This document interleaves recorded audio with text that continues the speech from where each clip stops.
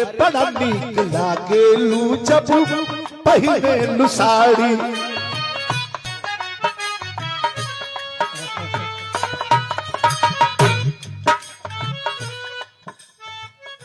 दूगो बेकत के बीच के बात बटे, कौनो कमाए वाला बड़ा ध्यान देव सब है। एहू में जो लयदारियों हमने के गाई ला जा, ओहू में कुछ रहस्य होला, कुछ बात होला। अभी ना कि कुछ उठा के गा दो लयदारियों में, जौना का कोनो अर्थ न होखे आ कुछ गा के चल जा। ना जी एकर अर्थ बा। कोनो मर्द बा अपना मेहरारू के बहुत मानता, मन ही के चाहिए। जितना पैसा रुपया कमा के लिए आवता कुल अपना जान के दे देता। जान के मतलब अपना मेहरारू के दे देता। अब मेहरारू तनी शौकीन बाड़ी, कपड़ा उनका के रोज चाहिए एगो। तो कपड़ा काकिन के लिए आवतड़ी, कहियो जींस की नतारी, कहियो टी शर्ट की नतारी, तो कहियो और छोटका की नतारी, तो कहियो टॉप की नतारी, तो कहियो एकदम छोटका पहिर के, मतलब बहरी नहीं घूमो, वही घर में अपना बलमुआ के अपना राजा जी के दिखावत है। मर्द बैठल बना ऑफिस से आके कंप्यूटर पर जाके चाय देता रही, भर भर हाथ में चूड़ी बा, लेकिन कपड़ा बहुत कम बा। ए जी एक बेर रुआ ताकत नहीं कि हम कैसा लगता नहीं। कहला के देखा मैं धन तोहरे हो, तू कुछ की ना कुछ खाया कुछ पहिरे, लेकिन हमार पसंद, हम भोजपुरिया जवान है। जाने लू हमरा का निक लगेला, कलश की का निक लगेला रे बाकी तब कहती जवान कहता हो।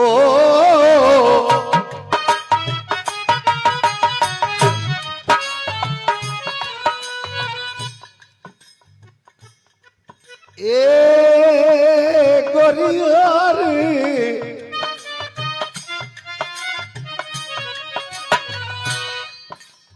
कुछ पहिरल, लेकिन हमार पसंद बड़ा नीक लागेलू जब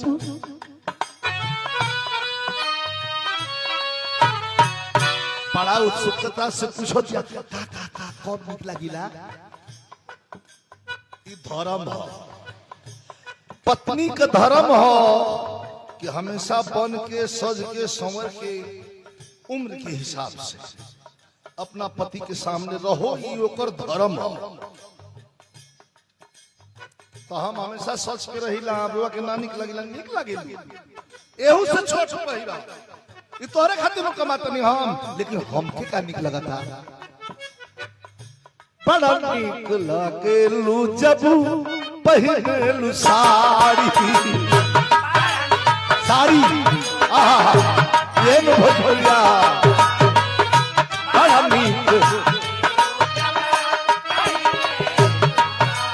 जब साड़ी पहिन लेलू तो जाने लू रूपवा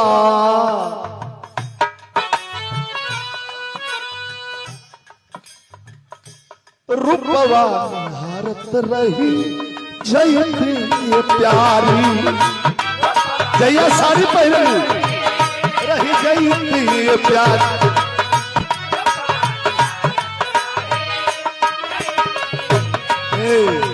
अरे बड़ा नीक लागेलू जब पहिनेलू साड़ी।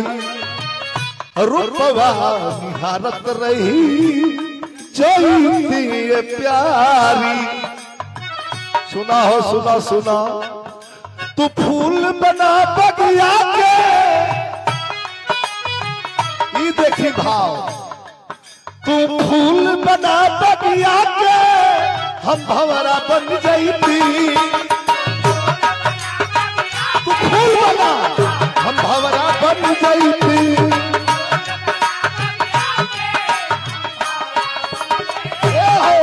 तू फूल बना बगिया के, हम भंवरा बन जैती। तू सामने बैठा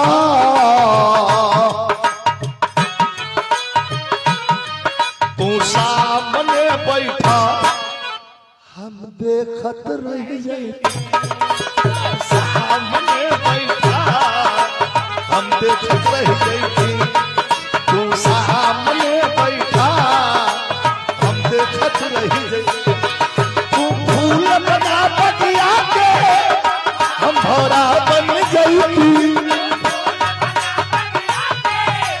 हम भौरा बन जाई। दुल्हनिया कहती है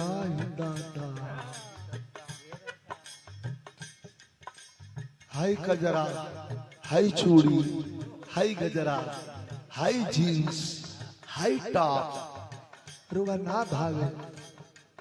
अरे भाई कूल ठीक बा लेकिन साड़ी है तू सामने बैठा, तू फूल बना बगिया के हम भौरा बन जाती, तू सामने बैठा, अरे तू सामने बैठा, हम देखत रह जाते।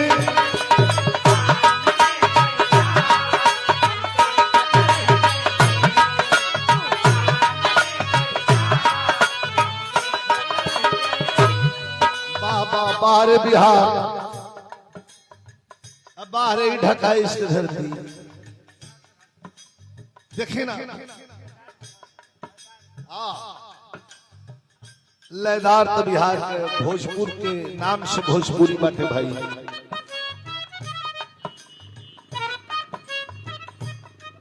हजारों रुपया पुरस्कार बड़का खेत बागी बलिया से चल के आइल बा लोग, हमार भाई लोग बा, जितेंद्र बाबू, हमारा जयप्रकाश बाबू, ओम प्रकाश बाबू, तमाम सब भाई लोग के द्वारा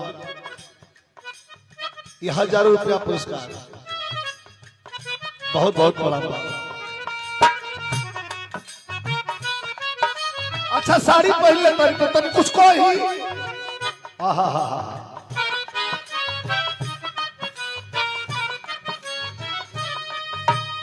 पहिरिए तू लेली साड़ी, कौन साड़ी? बनारसी, बनारसी साड़ी का नाम है। ए जी साड़ी पहनले बने कुछ को हो।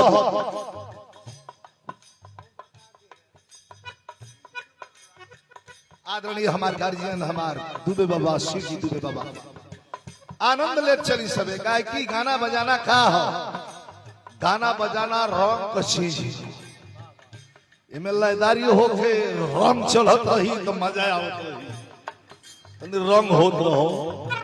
आई देखी ए जी हम साड़ी पहिर के खूब सन के आ गईली, अब निमन लगता नी, तब कहता जवान कहता कंप्यूटर छोड़ दिया से हो,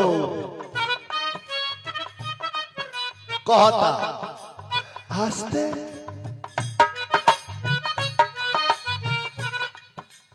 आस्ते आस्ते अखिया के रास्ते दिल में समा गई, साड़ी ना हो ये हमारे दिल के घायल कर दिलू हो।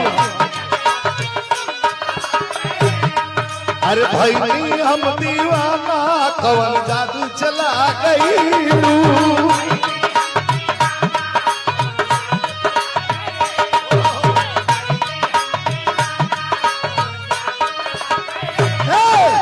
आस्ते आस्ते अखिया के रास्ते दिल में समा गई, भाई हम दीवाना गवन जादू चला गईलू, ओढ़नी के कोरवा बाबा हिले बुका हो।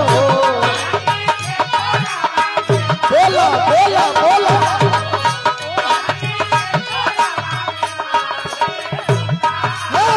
ओढ़नी के कोरवा बाबा हिले बुका हो, मार के ओ नजरिए के पानी जान हम जान ले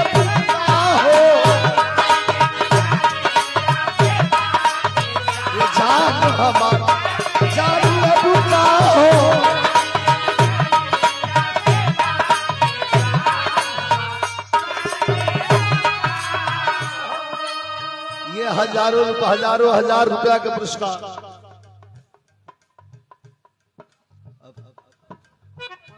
पंकज भैया, बाहर पंकज भैया, पंकज दुबे